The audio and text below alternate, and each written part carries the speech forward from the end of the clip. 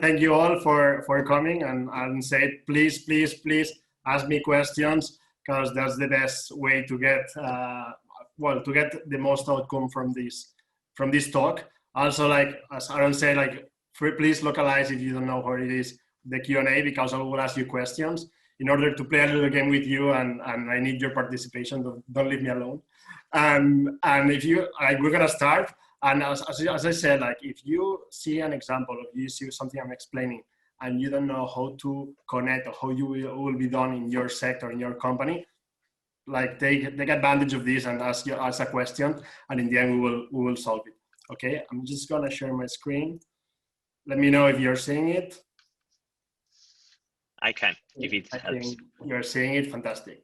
So I'm gonna give you a little bit of introduction because I'm probably my weird profile, because I come from the marketing technology sector and now I'm in HR. So my first contact with recruitment, well, it started in 2012 when I joined like a consultancy firm where they, what I was doing basically is like finding leads and finding candidates on LinkedIn, when recruiters at that time, at least in Spain, they were saying like LinkedIn wasn't for recruiting, LinkedIn was just for selling. So imagine how much this evolved. and then like we had like a software for our internal consultants, and companies were saying like, hey, we like the internal software you use and you share candidates with us. And then we see like an opportunity, and we created a software company back in 2013 that it's called Talent Club. And there I was like the head of marketing and sales, and we were trying to sell Talent Club, like the software, back in 2013 when nobody had a software and it was like a really new thing, just by doing Google AdWords. And what happened? It wasn't working because people weren't looking for a software, a recruitment software, so nobody was looking, so nobody was seeing our ads, so that didn't work. And on the other side, we're reaching people on LinkedIn again and trying to cold sell the software, but HR directors were not so much interested into finding or coming to a demo or seeing a software, so that didn't work as well. So that's when we discovered the inbound marketing methodology, which is like you create a lot of content, you provide value first so people can find you, and you can educate people about like the good things about digitalize your recruitment process, about the good things about working your employer branding and stuff. And then like it worked. So we start doing webinars, a lot of ebooks, what mostly everybody is doing now, like we're doing back in 2014. And then like when I was talking to customers in order to improve our software, they were saying, Tony, now like we are much more efficient, all team works in the same software, but still we're having a lot of issues finding good talent. Like the people who apply to our job offers are not really good, and we're not finding the right talent. People don't answer us in LinkedIn. So what we do is like, and then I had this aha moment that I say, oh, like they are having the same problems as we do, just as we're having the problems to sell the software, but them, like they're having the problems to sell like a place to work, or they like, because they post job offers, the same with that. So that's when I had like this aha moment, and we gathered all our knowledge about inbound marketing, inbound sales, and we adapted to our recruitment process, and we created the inbound recruiting methodology. And then what happened is like we started implementing it with all these companies. And in 2017, I decided we had like different visions with the founders, and I decided to start my own company, just like by helping companies to implement this, because we were doing trainings, webinars, but it was like a bit difficult for them or for HR departments to implement them by themselves. So I started like doing projects, and today I want to share with you what I'm learning and how you should do it, and what I recommend to do, like in a really high level but really practical, to digitalize your recruitment process more now than ever. Why now more than ever? So because the world has changed completely. Like now, as you see, like everything is digital. People cannot come to the office to see the office, fall in love with us. So all the experience, all the candidate experience is online. So now the companies who are growing, now they're pushed to more than ever work their inbound recruiting or to digitalize their recruitment process. And what I see, and I've been seeing this, and now more than ever, is that the recruitment techniques that everybody's using right now to attract top talent, and more than ever that now you can look for talent remotely, they're not working anymore. And what are those? What I was saying, posting and praying. You create a job offer, you post it, and you pray you get good candidates, please, with candidates come, but not too many, because then I have to screen for hours. And we leave it to the world that I will attract candidates that match my culture, that match my values. So like it's like a lottery. Like you can find someone, but I think that needs to be improved. And the second, as everybody knows, is like I go on LinkedIn or different platforms. If you are in IT departments or for recruiting for IT, you will have like GitHub, Stack Overflow, different things, but we all do the same. We have our template, we find the candidates, we copy paste the template, change the name, and we send it and hoping to get an answer. But candidates are like super tired of receiving like empty kind of mails, not providing any value, not providing, so just like looking for their time, and that as well as is not working anymore. So what I propose is a new methodology of recruiting to digitalize and to change the way we see recruiting. And what is like, it's a candidate-centered recruitment. Because when you're in sales and when you're doing a product or in marketing, you always focus on your customer. But when you are in recruitment, you focus on yourself, and the candidate is something that you don't really care. So today we're gonna see like a little bit of it. Not the whole methodology, but I like methodology because it's step by step. But at the end, is like what we want with this is like to attract the right talent. The same with a company, you want to attract the right customers, not any customers, because then they churn. And so it's the same. You want to attract the right talent, convert the right candidates, so the people who match what we're looking for, what we need, and what they need, and what they want in a job. We match it, and then also like we're gonna show like how to provide the best candidate experience during the recruitment process.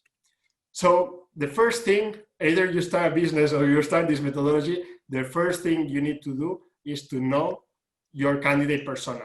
Who is your customer? And not just in the hard skills or soft skills that they are needed for the job. That is all right. That's what everybody does. No. Like we need to understand what people want, what people value. So whenever I start a project, what I do is like, okay, let me know what are the profiles you want to hire, and then I'm gonna go talk to them. And I go talk to them, and I ask these kind of questions. So first, when I want to create the employer brand and the value proposition for the company, I ask the companies, okay, which are the employees that you would like to clone? Like, this one is my best sales guy, or the best sales guys. These are the three that they are most engaged with the company, and I think they represent the values that we're like thriving for. So I go talk to them, and I understand why they are working there. So and I ask them these questions like, hey, what do you like working here? And they tell me the reasons why they are working there. What do you value the most about your peers, your team? Because people also value the culture, value the team. Then I ask them like another question, like what motivates you especially to work here? So they give me or different answers, or they repeat the most important ones. So I'm getting a lot of input about why they are choosing and why they are loving working there. And then as I ask them like, what's a normal day for you, in order to understand how is their day to day. So when I talk to a candidate, or when I do the job offers and everything, I know how is a day in this person's life. And I can even talk with their own words, when I write stuff, and I don't write it from the HR perspective. And then also, I ask them, what were your fears or doubts before joining us? Because if they have these questions, probably more people will have these questions before joining us. And what we want is to solve all our fears, all our doubts that people have in order to convince them to join us. So at the end, that's what you do in sales. You need to know it's not the same when you sell a car. If a family comes to see the car, or if a young person comes to see a car, it's the same car, but you explain it differently based on the needs, based on what the person in front of you wants. So with the candidates, it's the same. If you want to find a tech lead, what a tech lead wants is super different what a marketing manager wants, and it's the same company. But they are looking for different stuff, and your value proposition should be different as well. And I want to show you an example, because we do this, but then also we interview people that we would love to hire, but it's not a job interview, it's more like an interview in order to get to know them. And I want to show you some results about how is this craft afterwards. So I was doing a project and they were looking for senior programmers, and they didn't have a lot of senior programmers that would like to clone. So what I did is like start interviewing senior programmers in the market just to get to know what they were thinking. So what I found, like most of them, they were having common, and they were, we go to ambitions, because here's a little bit of overview. When we look for ambitions, they were looking for an innovative company, so a company that innovates a lot, or startups with cares about technology. Like they were like really looking about what technology the company is using, that value its employees. Like, okay, do they develop them? What is the culture of the company? Then like they wanted career projection, they wanted to join a company that is growing and the project is growing and they can grow with the project. They can have responsibility, they can be creative. So they are not just like coders that they just code whatever it's told and they don't have to think. So knowing all of this, knowing all the goals and knowing all the worries, we can craft a job offer, we can craft a value proposition that goes straight to what the person wants. I don't talk about what they're gonna be doing. I don't talk about the stuff that I think from HR is important. I talk about the stuff that they really value. I talk about the stuff that they are looking whenever they're considering a job. So that's basically doing marketing. So now before we start, like I'm showing how we can implement this, I want to play a game with you. So I hope you play and you collaborate. So I would like you to answer a little bit super fast. What are the reasons that you will give to someone, a candidate or a friend, even a friend, to come work in your company? What will be like the reasons that you will tell them to join your company? If you can like write it down in the Q&A section, and I'll be reading whatever you say. In the chat section. Or in the chat is all right as well. No worries. They're saying like a culture, work environment. What else? Pioneering, nurturing. I will ask you for more detail about what is pioneering and nurturing. Purpose, impact is a great place to work.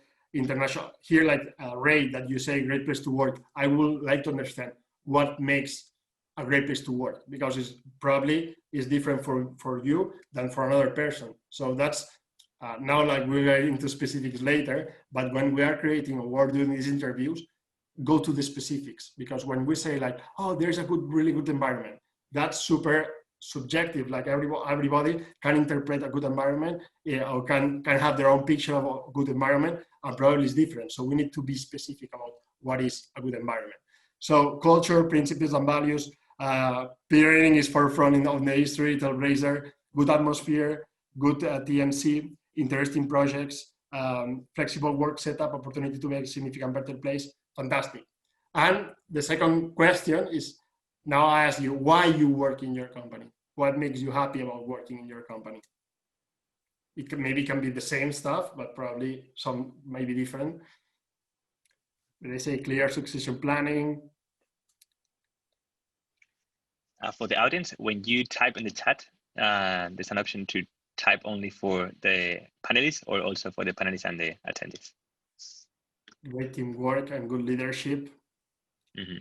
Fully remote, value for who I am and what I can do, the challenges, solid and healthy company, my work makes a difference to others, friendly environment, an opportunity to grow, great projects, fantastic. Thank you for participating. So you're telling me a lot of good reasons, and the reasons why you are working, the reasons you will be telling a friend to come work in the company. So now, like the third questions, and I would like to answer you. I would like you to answer this. Is like a candidate who evaluates your company and they go online, and because somebody reads them or somebody or you talk about them, when they go online and they go to your website, for instance, they see all the reasons that you are telling me: the culture, the projects, the impact you can have, the good environment that they develop you,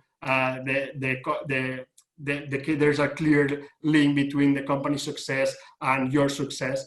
They see all of this information with detail, so I can imagine, I can see, this is what I love, this is what I like, this is this is the company I'm looking for. Do they see that in your career page or with all this detail?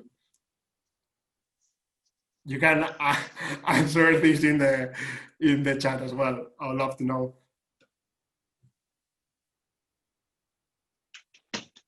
Maybe like we're getting into the specifics of crafting a very good job description. So they say no, many, but not all the details. No, they can see it all. So my point here is like, okay, we know the reasons why we are working in our company. We know the reasons that we will tell somebody to come join our company. But when we advertise or when we are providing the candidates the information, we're not explaining anything of this. Nobody has explained me like the salary or the whatever. No, like people, you are telling me different stuff. So, and the detail is really important because the detail makes a difference. Whenever you buy a product, whenever you go on the holidays and you check in booking, you see all the specific details, videos, pictures, testimonials about the hotel you're gonna go for 2 nights. So if for 2 nights you need that much information for a job that it's a kind of sometimes vital decision because maybe you have to change the schedules, you have to move your family, or it's like a lot of uncertainty because it's not just for 2 nights. What makes you think that people don't want to know all this information? So we have this information for everything. When you go to Amazon to buy a 20 euro product, you check all the reviews, you spend 10 minutes there comparing, and for a job, you don't have any of this information. So the first thing to digitalize our recruitment process is having a website that explains all of this. And this website is your career page. So your company has 2 products. The product that you sell or the service you sell, that's okay, that's how you make the money. But you have another product that sometimes, or no, I will say, in my opinion, that is most important, is like working in your company, the product that you sell to people to join and come to your company. Because at the end, companies are made of people, and you have to make sure that the people you put in your company, and before the conversation before with Pablo, we say like the key importance of bringing the good talent and the best talent for every moment. So that's the same. You have to make sure that you're providing all the information in order to convince the candidates. So I would suggest like to make sure that your career page is as well designed or with all the information that you have to sell your product or service. So I will suggest like to explain first, who are you? Why do I exist?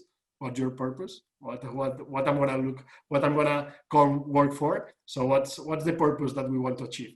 What makes you special? You know the reasons. You put me in the chat all these reasons. Why anybody should work with you? Again, explain me all these reasons. How is it working there? How is the day-to-day? What tools do you use? How is the communication? How is the team? What do you do afterwards? Not just showing that you have a ping pong table and you do laser tag, whatever. No, something that you do dailies, because that's fun and that's okay.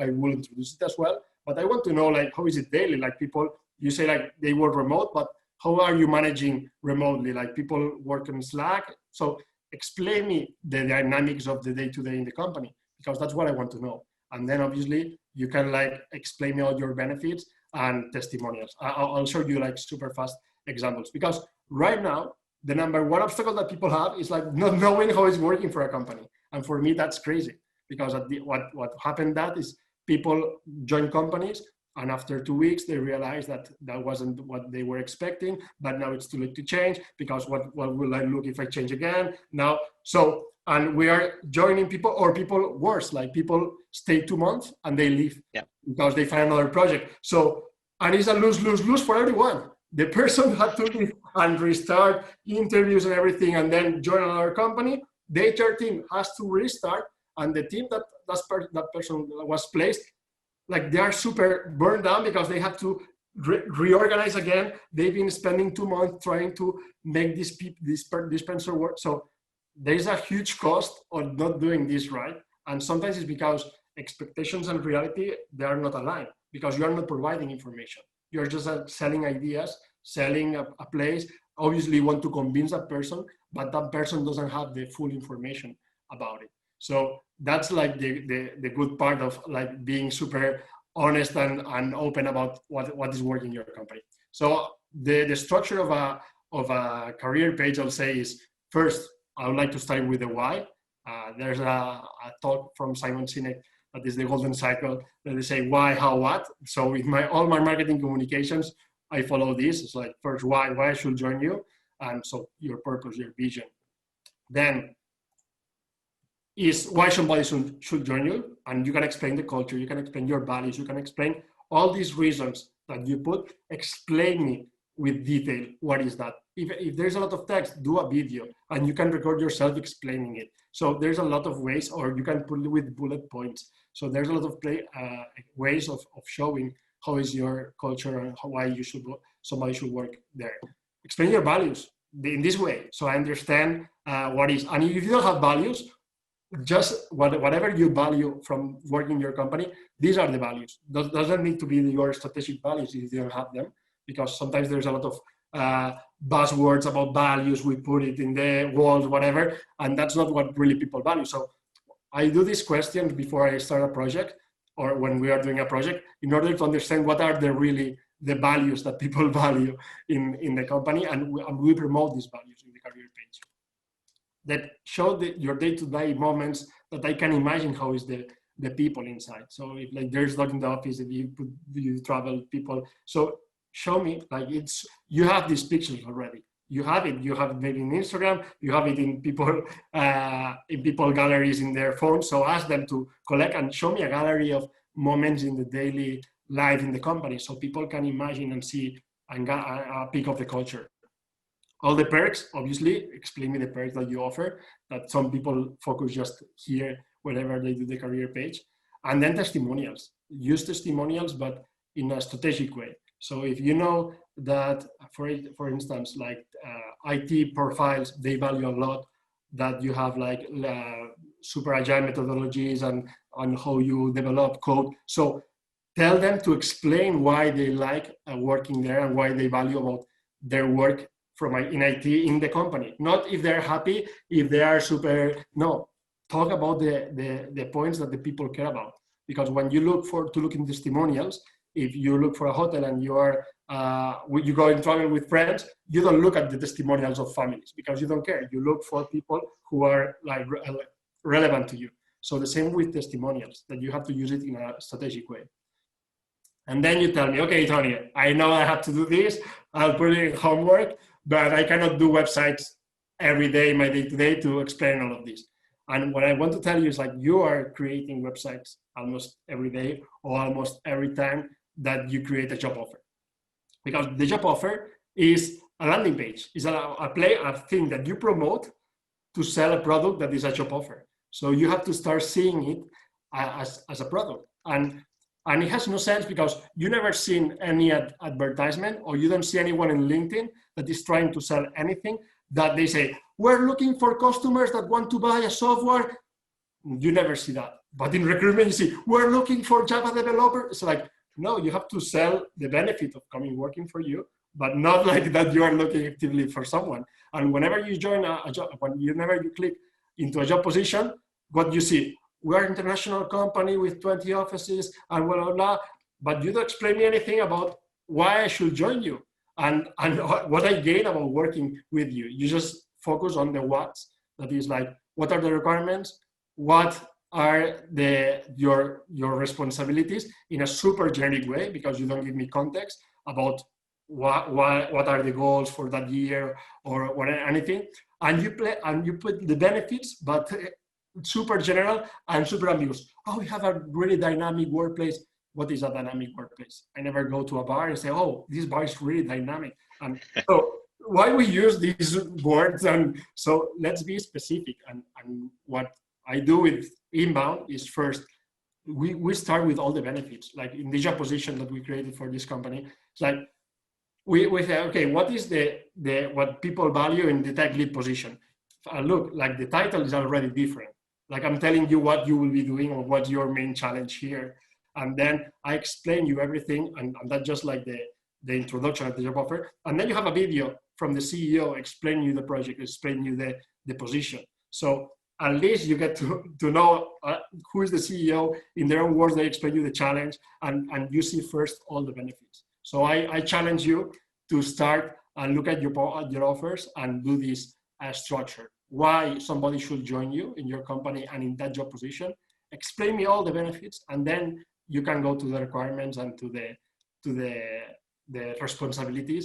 And another talk, we could just talk about how to write job offers, because there's a lot of information, but we'll stay here. And then whenever you have like your career page, you have your job offers, then you can like leverage the channels you already have. And one channel that you can leverage is your social network, your social media channels. So Instagram is a lifestyle social network. So start showing like a lot of what's going on in your day-to-day, so people can imagine. So your customers can become fans.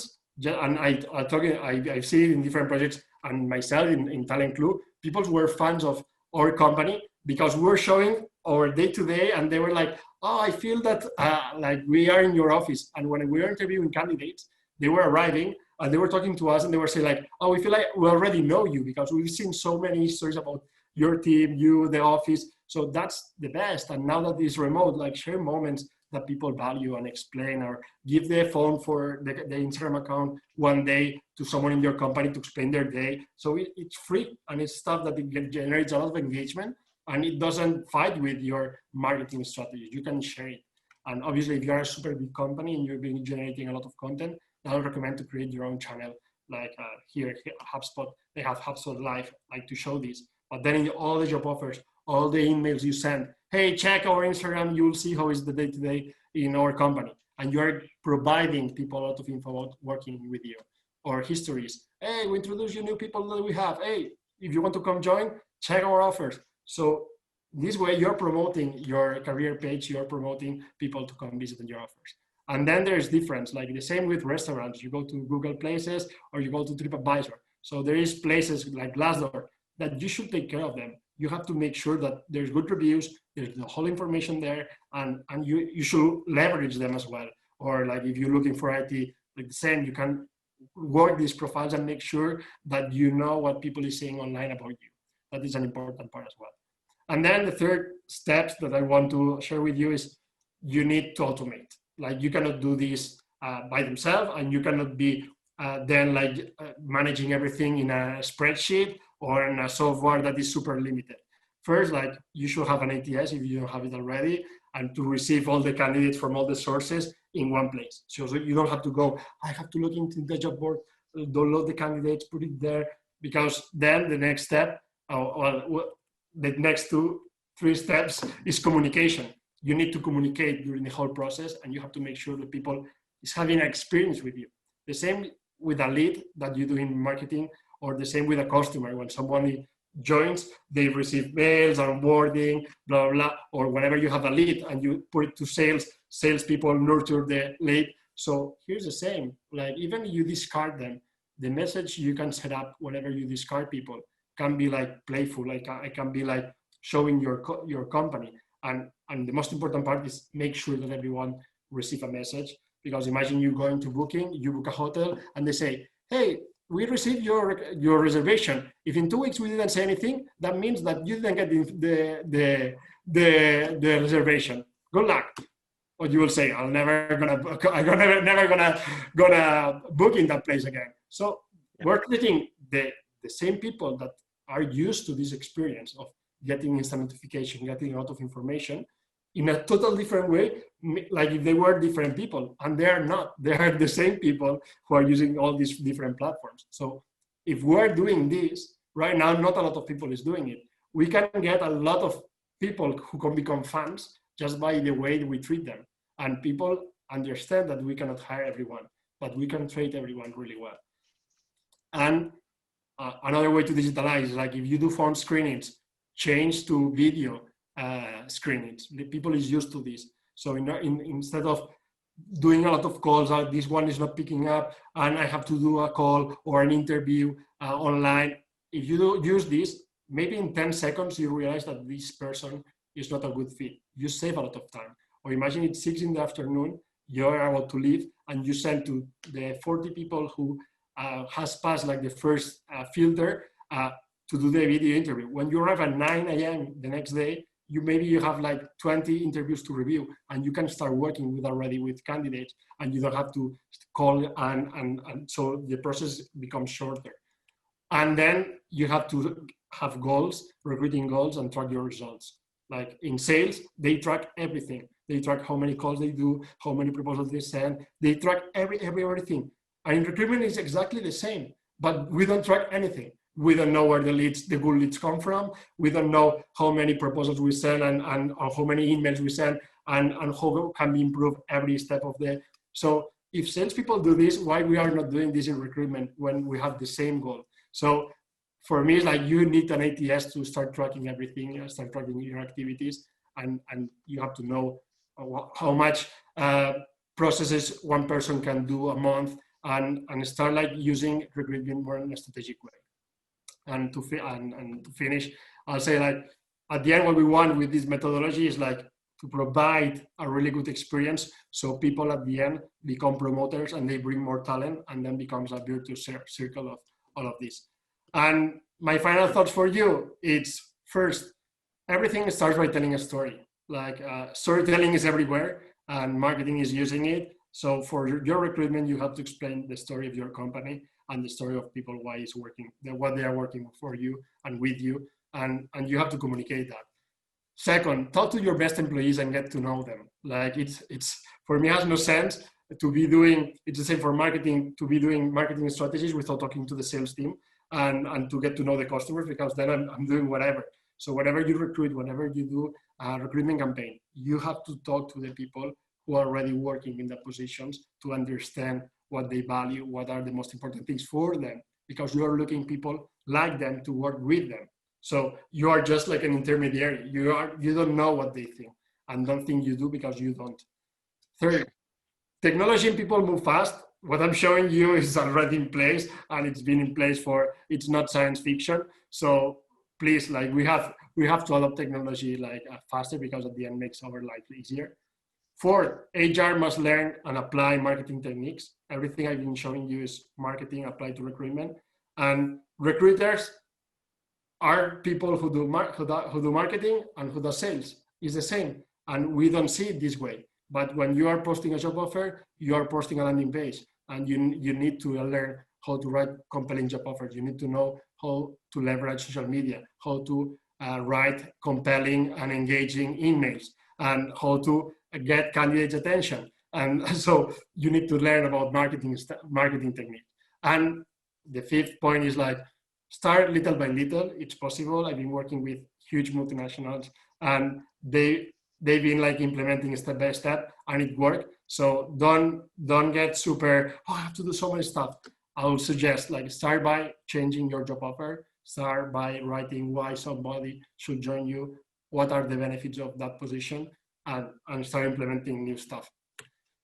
So my question for you will be, are you ready to transform your recruiting process? I hope that yes, that you do. And now we'll go to the questions. And obviously, thank you so much. And I will be super happy to connect with you on LinkedIn, or if you want to have more information about my trainings or doing a project with your company, you can reach my email or my website.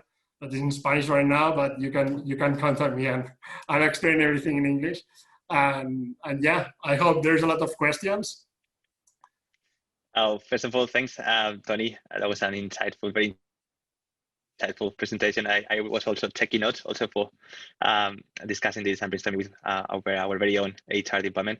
I think I totally agree with you. So it's a matter of also looking at as recruiting as an HR as a sales, right? So you want someone to really buy your product. You don't want to sell your offer. You want someone to want to buy your offer. So I think you really mentioned very insightful action points. So I have also a very own questions, but also there's someone also in the chat asking a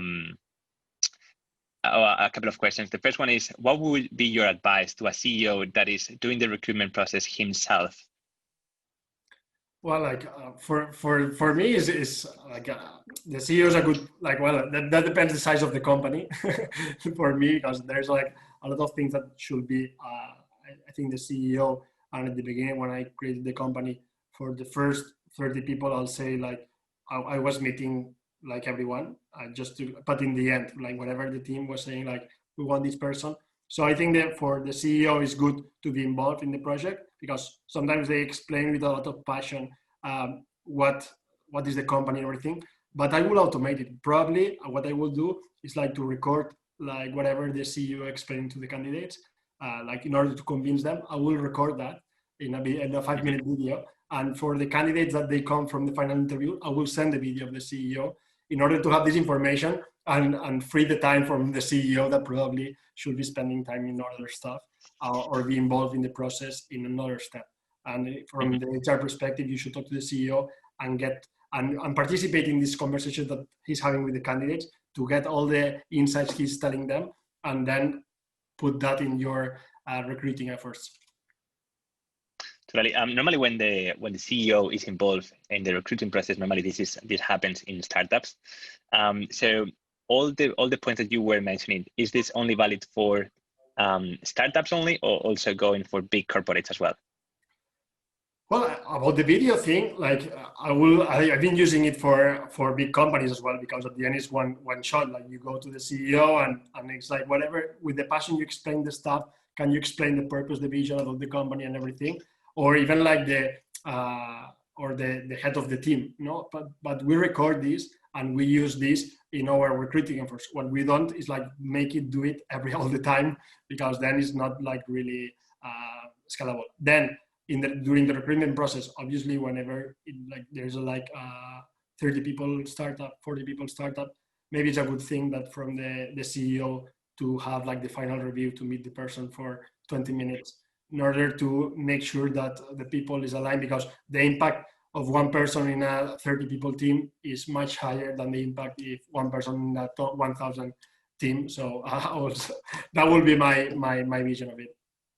No, totally. Actually, just to give an insider information to support what you just said, here at Personio, we also have one of the latest stage in the recruiting process is a founders interview, and we keep Hanno and the rest of the founders also making sure that they also agree with the potential and the validity of the candidate. So, and we are now 400 plus employees at the company. So I don't know at what stage we can keep this, but I'm very happy as well to be very aligned with your recommendations on this. Yeah. So you have been talking a lot of different things that we need to be considering when crafting a job offer, and when we're doing all the efforts on brand and employer branding. But how long does it take to implement all this? Where to start off if you need to prioritize? Usually when I do these kind of projects, depending on the size of the company and how many departments you have and how many recruiting needs you have, but sometimes within 2 months we can have like the career page done, all the candidate experience designed and implemented, all the job offers changed. Because how I start is like by identifying all the different talent we need to attract at that point. And we start doing a lot of interviews. So the first step is like I interview a lot of the different profiles in the company. We create the value proposition, we write it, and then we start creating the site, we start creating the job offers, we start creating the social media strategy. And sometimes we work with marketing and HR together. And within 2 months, 3 months, you can have all of this. It's not something that it's gonna take forever, that sometimes you see that it's gonna be eternal to be working on this. No, like in 2 months you can have all in this place, and then you will see the results, and the results are really, really amazing. Great. So it's I take it from your answers around 2-3 months to have let's say a complete working strategy on this. Yeah, okay. I think so. Now we have one question within the Q&A section from Martin Ostenbrook. I think actually this person is in Mallorca, if I'm not mistaken. He was greeting us at the very beginning. So his question is, most ATAs, applicant tracking systems, for those who are not familiar with, have a pretty horrible track record for applicant experiences. What system would you recommend? Well, the system that depends on the size and the need of the company. I know that Personio has it. I personally hasn't used the applicant tracking system in Personio. The one I use because I really like the candidate experience and also all the employer branding capabilities is Team Tailor. And actually, like, that's the one I implement, and if they don't have any, because it's easy, like, to work on this employer branding. So, and they have like really good tracking. But I think now, well, not, I don't want to say most, but a lot of them have at least the knowing where the candidate come from. Then it comes whenever you want to track more stuff. I think a lot of software they're lacking of this reporting functionality. And I know companies that they build on the raw data their own software with Databox, with other softwares from data, because they don't provide a lot of information about like the recruitment activity and stuff. I don't know if Aaron, you. I'm a little bit biased in this case. I'm gonna put just for a moment the sales hat. And I would say also that I will invite you and the whole audience also to try out our ATS system. I think one of the important things in an ATS as well is to be connected, smoothly connected with the HR system itself. So whenever you have done a lot of the effort on filling the information within a candidate, so it is safe and automatically just transferred to your HR software. Which is also very valuable. So this is something that we have in Personio. So I also encourage you to try it out. But also there other very good options as well. Maybe we are a little bit over time. So as you said, you have provided your contact details. So everyone is free to also contact you and keep a conversation with you. I just wanted to thank you very much on a very genuine way. You have provided a lot of insightful information, something that we also need to look at in our very own house. So more to come. I think this is an ongoing basis. So thank you very much, Toni. Thank you for inviting me, and thank everyone. And I hope, that I provided a lot of ideas, and I hope you implement some of them. I'm happy to help whoever that needs some advice or whatever. Thank you, Aaron. Thank you. And thank you all the audience for your participation. Bye.